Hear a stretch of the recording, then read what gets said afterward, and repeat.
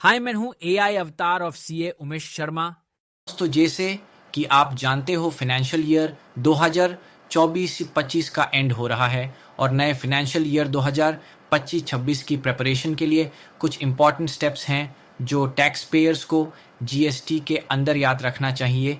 एक, billing series and E invoicing 8 अप्रैल 2025 से businesses जो 5 करोड़ से ज़्यादा टर्नओवर करते हैं उनको नए बिलिंग सीरीज का यूज शुरू करना चाहिए और ई इन्वॉइसेस जनरेट करने चाहिए।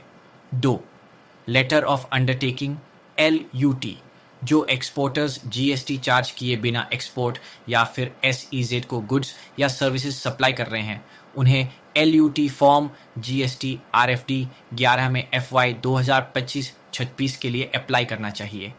3, QRMP scheme and composition scheme अगर टर्नओवर 5 करोड़ से कम है तो आपको QRMP स्कीम के अंडर रिटर्न फाइलिंग की फ्रीक्वेंसी चूज करने का ऑप्शन मिलता है। यह ऑप्शन आप 30 अप्रैल 2025 तक चूज कर सकते हैं। अगर टर्नओवर 1.5 करोड़ से कम है तो कॉम्पोजिशन स्कीम या नॉर्मल स्कीम को कैलकुलेट करके जो आपके लिए बेनिफिशियल हो उसे चूज करना चाहिए। 4, टर्नओवर और टैक्स लायबिलिटी रिकॉन्सिलिएशन जो टर्नओवर और टैक्स लायबिलिटी GSTR 1 और GSTR 3B में रिपोर्ट की गई है उसको अपने बुक्स ऑफ अकाउंट से रिकनसाइल करना चाहिए। अगर कुछ शॉर्टफॉल है तो टैक्स और इंटरेस्ट के साथ DRC 103 फाइल करके उसको पे करना चाहिए ताकि आप फ्यूचर में पेनल्टीज और लिटिगेशन से बच सकें।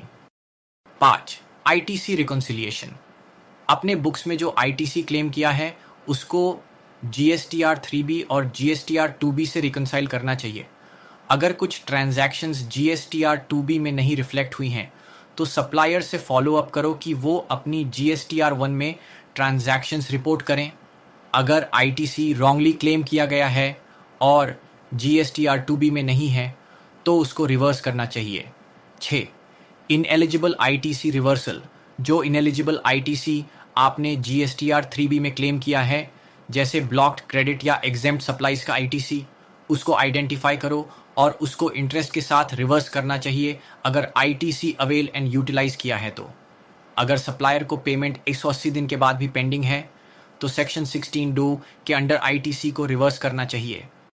7, RCM पेमेंट अपनी बुक्स के हिसाब से RCM लाइबिलिटी को चेक करें और GSTR 3B में जो RCM पे किया है उससे कंपेयर करना चाहिए। GSTR 2B में जो RCM दिखता है उसको भी वेरीफाई करना चाहिए और अगर कोई RCM का पेमेंट छूट जाता है तो उसको पे कर देना चाहिए।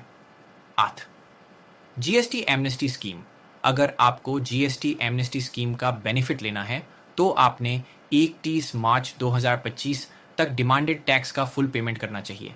आपको GST SPL 01 या GST SPL 02 फॉर्म में एप्लीकेशन सबमिट करना होगा।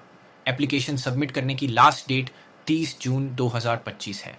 ये स्कीम फ्रॉड केसेस पे एप्लीकेबल नहीं है और जो इंटरेस्ट या पेनाल्टीज आपने पहले से पे की हैं वो रिफंड नहीं होंगी।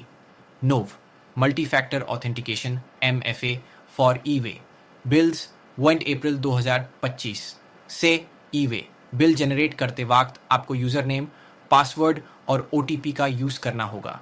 ये सब टैक्स पेयर्स के लिए मैंडेटरी है।